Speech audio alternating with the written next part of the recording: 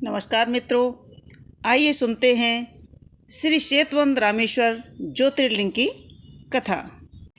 श्री सेतुवंत रामेश्वर ज्योतिर्लिंग की स्थापना मर्यादा पुरुषोत्तम भगवान श्री रामचंद्र ने की थी।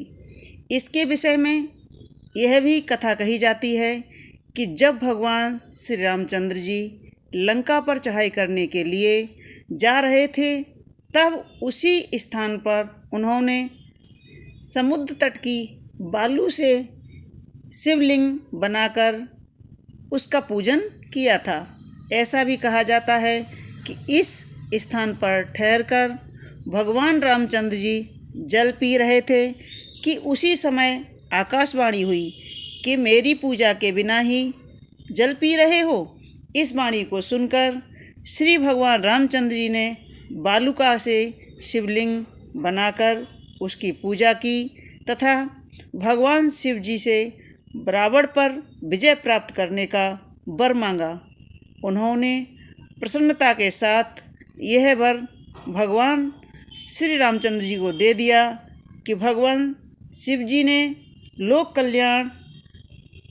कल्याणार्थ ज्योतिर्लिंग के रूप में वहाँ निवास करने की सबकी प्रार्थना भी स्वीकार कर ली। तभी से यह श्री ज्योतिर्लिंग यहाँ विराजमान है। इस सेतुवंत रामेश्वर ज्योतिर्लिंग के विषय में एक दूसरी कथा भी इस प्रकार कही जाती है। जब भगवान श्री रामचंद्र जी रावण का वध करके लौट रहे थे, तब उन्होंने अपना पहला पड़ाव समुद्र के इस पार गंधमादन पर्वत पर डाला था। वहाँ बहुत से ऋषि और मुनिगण उनके दर्शन के लिए उनके पास आए। उन सभी का आदर सत्कार करते हुए भगवान राम ने ऋषि मुनियों से कहा कि पुलस्त के वंशज रावण का वध करने के कारण मुझ पर ब्रह्म हत्या का पाप लग गया है। आप लोग मुझे इससे निवृत्ति का कोई उपाय बताइए। यह बात सुनकर वहाँ उपस्थित सभी ऋषि मुनियों ने एक स्वर में कहा कि आप यहाँ शिवलिंग की स्थापना कीजिए, इससे आप ब्रह्म हत्या के पाप से छुटकारा पाओगे। तब श्री रामचंद्र जी ने उनकी यह बात स्वीकार कर हनुमान जी को कैलाश पर्वत जाकर वहाँ से शिवलिंग लाने का आदेश दिया। हनुमान जी तत्काल ही वहाँ जा पहुँचे, किंतु उन्हें उस समय वहाँ भगवान शिव के दर्शन नहीं हुए। अतः वे उनका दर्शन प्राप्त करने के लिए वहीं बैठकर तपस्या करने लगे। कुछ काल पश्चात शिव जी के दर्शन प्राप्त कर हनुमान जी शिवलिंग लेकर लौटे, किंतु तब तक शुभ मुहूर्त बीत जाने की आशंका से यहाँ सीता जी द्वारा शिवलिंग स्थापना कराया जा चुका था। हनुमान जी को यह सब देखकर बहुत दुख हुआ।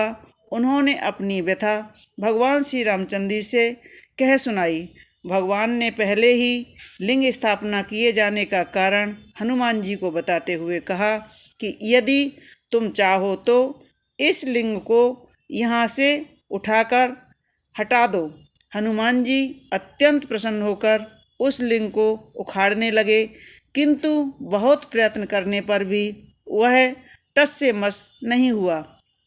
अंत में उन्होंने उस शिवलिंग को अपनी पूंछ से लपेटकर उखाड़ने का यत्न किया, फिर भी वह लिंग ज्यों का त्यों ही अडिग बना रहा।